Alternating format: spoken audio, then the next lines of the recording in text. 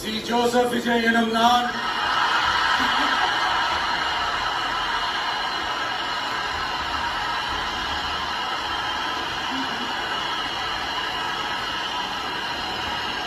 சட்டப்படி அமைக்கப்பெற்ற இந்திய அரசியல் அமைப்பின்பால் உண்மையான நம்பிக்கையும் மாறா பற்றும் கொண்டிருப்பேன் என்றும் இந்திய நாட்டின் ஒப்பில்லாத முழு முதல் ஆட்சியையும் ஒருமையையும் நிலை நிறுத்துவேன் என்றும் தமிழ்நாட்டு அரசின் முதலமைச்சராக உண்மையாகவும் உளச்சான்றின்படியும் என் கடமைகளை நிறைவேற்றுவேன் என்றும்